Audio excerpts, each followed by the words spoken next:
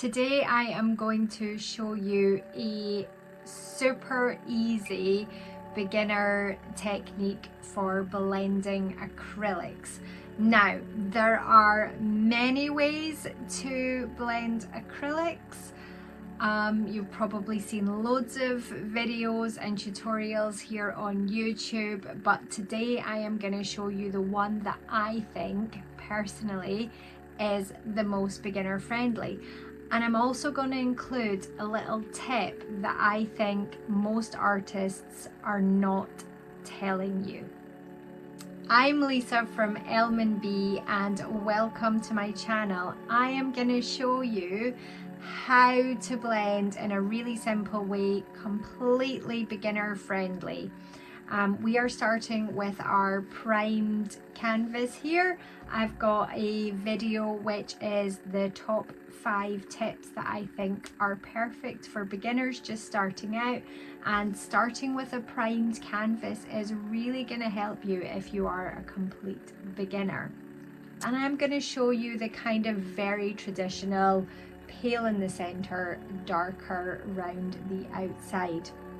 And stay tuned for that little bonus tip that I think lots of artists are not sharing. To get started, you want to wet your canvas. Now, you do not need to do this. There is another way of blending acrylics where you mix the water into the paint, but I think that comes with the risk of adding too much water, over mixing. It's a really tricky thing for beginners to get right. So this technique, I think, is the most beginner friendly.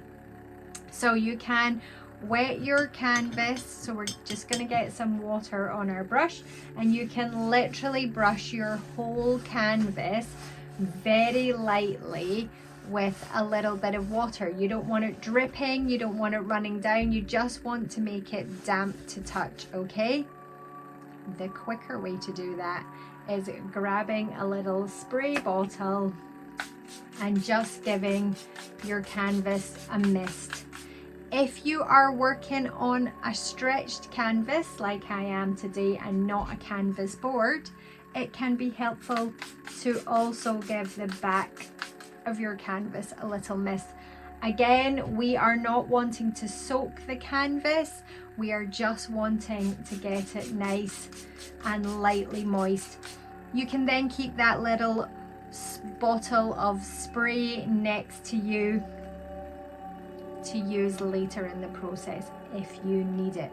I would always start with my paler color in the middle and then work out the way. You can apply your paint with a flat brush, or you can apply your paint with a mop brush.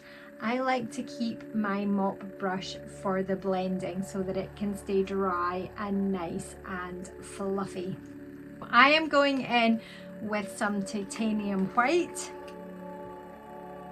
and some fluorescent yellow.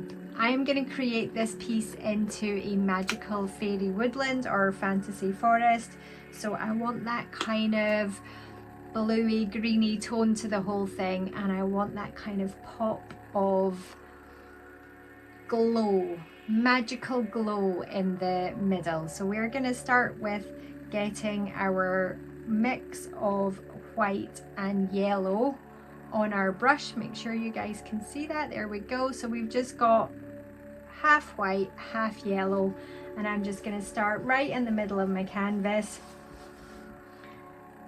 and start putting on a circle.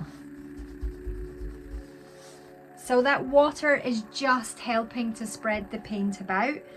The other way to do it is to add small amounts of water to your paint, but then trying to get the perfect consistency can be really hard for beginners. So I'm just going on. My canvas is still moist. I'm going to work quite quickly so that my canvas stays wet, but if you find your canvas is drying out, then that's where your little spray bottle can come in handy and give you more moisture on your canvas to work with. So just gone in with some straight white over the top. Another top tip when you're doing any form of blending is start paler than you need, because it's easier to add colors and build up those layers and the strength of colors that you need. Next, I have got some Phthalo Blue, and I have also got some deep permanent green. I haven't cleaned my brush. I'm still working with this flat brush. It's still got remnants of the white and the yellow on there. And I'm going to pick up the blue, but also I'm picking up another bit of the white and the yellow. Okay, so I've got a little bit of those three colors on, and I'm just going to start working that. Again, trying to work quite quickly. I love when the Phthalo Blue and the Fluorescent Yellow mix together and we get that beautiful kind of aqua teal color. One of my favorites. So again, keeping the color quite light. I've still got lots of white in here and just trying to build that up. I don't want to go too dark too soon. I can always come back and make things darker. Mixing that all the way around, keeping that circle. It's not a perfect circle shape, but that's okay because it's in a forest and it's going to be all natural. Then we're going to go in with a bit more of that blue. I have still not cleaned off this brush. I'm still using the same brush, and I'm going to bring more of the blue, less white, just the blue and the yellow together. And it's my last bit of yellow that I've got on the palette here. So now we're going in with the straight Phthalo Blue, and I'm going to blend that out to the edges. And as I reach the edge, I'm going to add in some of that deep permanent green. So I am putting the paint on quite thickly, because I want to be able to blend it together. Now, some areas of my canvas are just drying off a little bit because it's quite warm in here. So, oh, careful, we don't want too many drips. So don't go too much water. You don't want drips running all the way down your canvas. Although sometimes some drips looks like great trees. There we go, that's going on much smoother. So you can see how rough and textured that it was going on at the bottom here. And now with that tiny bit of canvas, tiny bit of water on the canvas, we are going on much smoother. Okay, so either keep your canvas wet with a little bit of water before you start, or have that spray bottle handy. It does help. So now we're going in, we've still got blue on our brush, and we are picking up some of that deep permanent green. So it's a very dark compared to the other stuff that's on the board. And we're just blending that in at the edges. I'm not worried about making perfect circles. We're just going in with a kind of vignette of the green around the edge. Now, keep it lighter. You can always go darker. Don't bring your dark green too far in, because you'll lose the center, the brightness that you've got at the center very, very quickly. So tiny bit more of that dark green on the edges here. And as you can see, I am working quite quickly, right? I'm going to pop this flat brush in my water so that it doesn't dry out on me. And I am grabbing my big fluffy mop brush, okay? So these, my top tip, it's just a makeup brush. It's just a blusher brush. You can get them really, really cheap.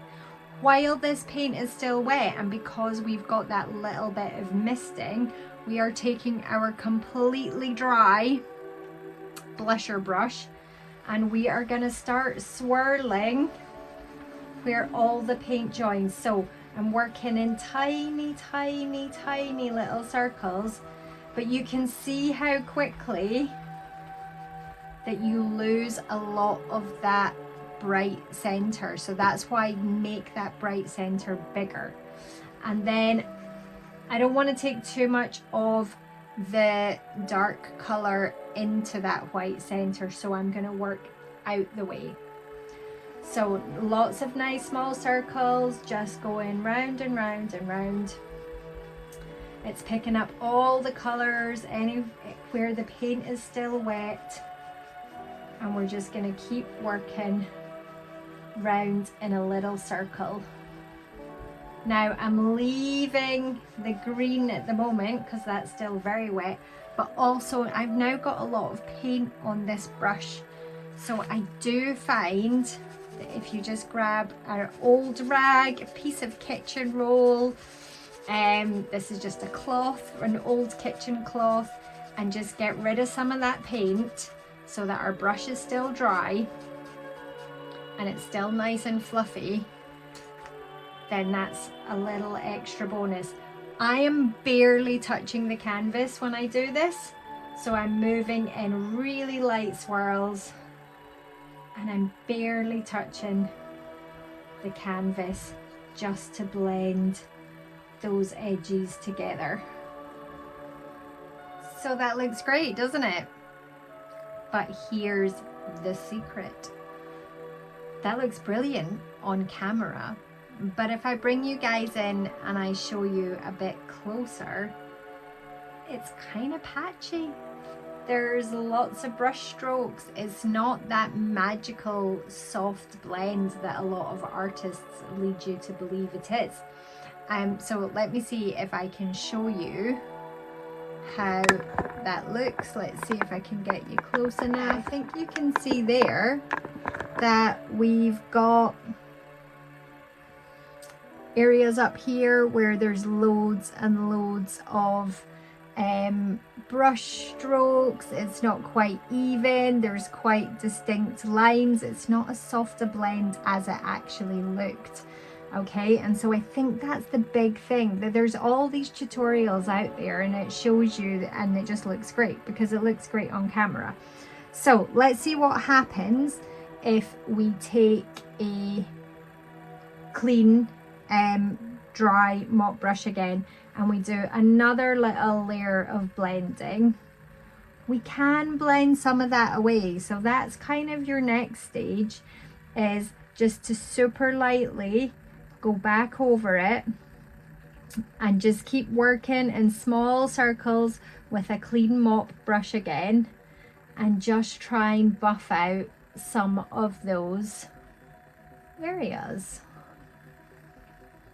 But I always find that when you do that, you end up bringing the darker colors further and further into the piece, and this bright area in the middle just gets totally lost.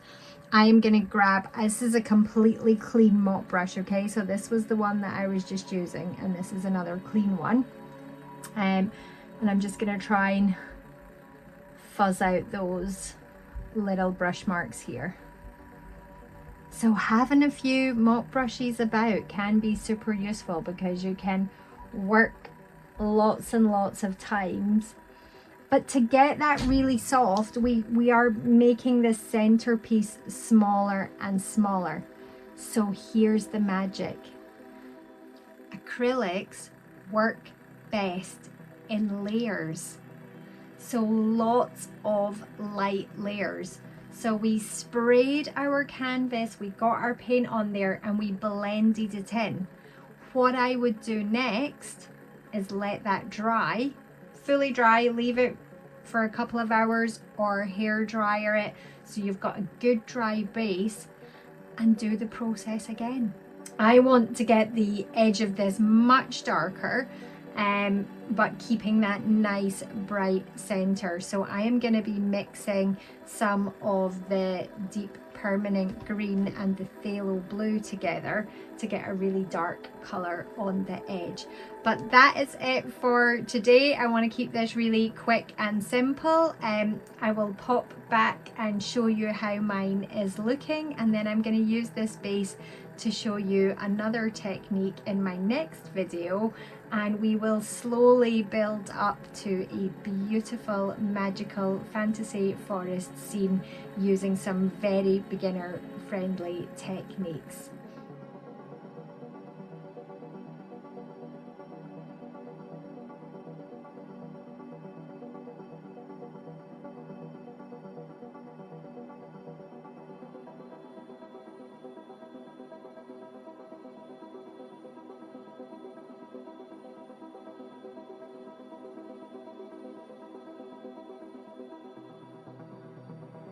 I have now added multiple layers to this piece, letting them dry between each layer, and just blending and blending and blending and working the center into a nice bright center, and then keeping those edges dark.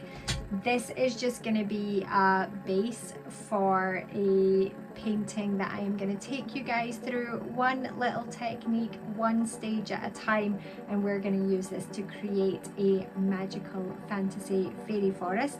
If you've enjoyed today, then please sprinkle that like button with some fairy dust.